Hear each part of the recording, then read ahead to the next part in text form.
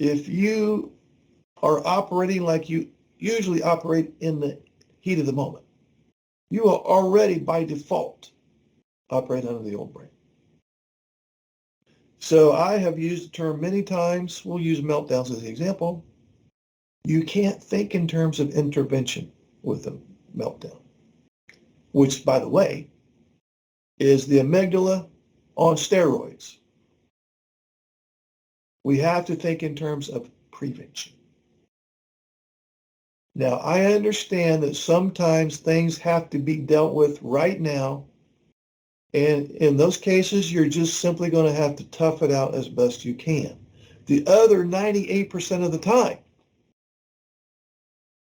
when you are feeling heat, we said heat of the moment. It's no longer just a moment. There's now heat. When you're feeling heat in the moment, you are under the old brain by default.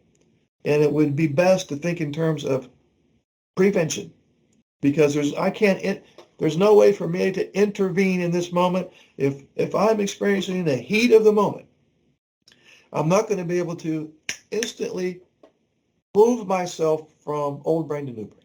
Not going to happen. So I have to think in terms of prevention, which is, let's use an example with the wife. I'm going to have this conversation. She's upset about something. She sent me a text. We're going to have the discussion tonight. I know for a fact that I'm going to probably go into this operating mostly under the old brain, and I'm going to have to let her know when that happens. And I'm going to say, I do want to discuss this, but right now I can already tell that I'm not in a mental state to discuss this in a way that's going to yield any kind of problem solving. Mental state being I'm not in my prefrontal cortex right now. This is a stretch, and some NTs aren't up for this. Can we treat this a little bit like a business meeting where perhaps you write down some of your thoughts and let me look at those, and then I will write down some of my responses to those. And this does make longer work, but it also gets you removed from the old brain, because now she is talking to you on a piece of paper instead of face to face, where her words are hitting you in the forehead like darts, and she's staring at you, and that look is going right through your eyes and drilling 2 holes in the back of your head. So this is a longer route to problem solve, but with the other way, you don't problem solve. We're removing the heat. We're even removing the moment. This is important to you, therefore it's important to me. I want to get the full message. Could you please write down the main points and let me, when you're done, give it to me. I will go over here and look at it and ruminate through them and come back with a response. Give me some time to ruminate over this. And while you're over there dealing with that, now your prefrontal cortex is in charge.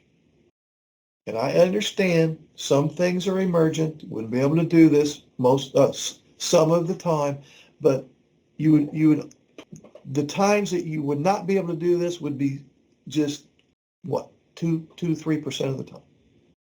Some things are emergent, and she's not going to write it out. And some ENT wives say, I'm not writing anything out. You stand there and take it like a man, in which case I would say, leave. Unless you're a masochist and want to just sit there and take it to prove something to yourself. You're not going to get anything accomplished. Why punish yourself? That's not self-soothing. We just discussed in this session today. We're looking for self-soothing. We're shooting for the parasympathetic mode. If she said, no, I want you to sit there and sweat. I don't think so. I don't think so. See you later. Bye.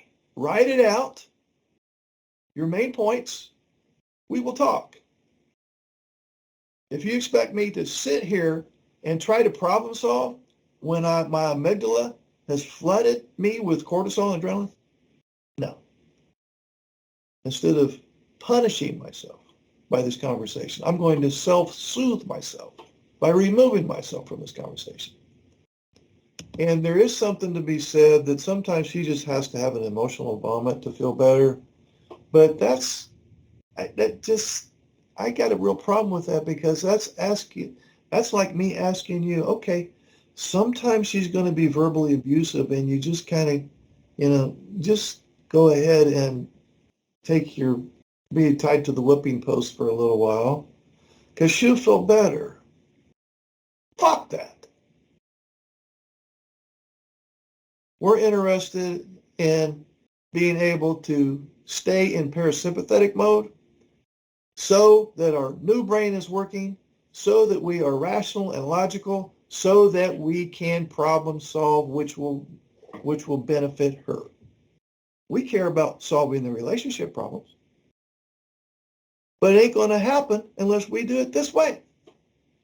So if she's more concerned with just having an emotional vomit in your lap than problem solving, you have a choice.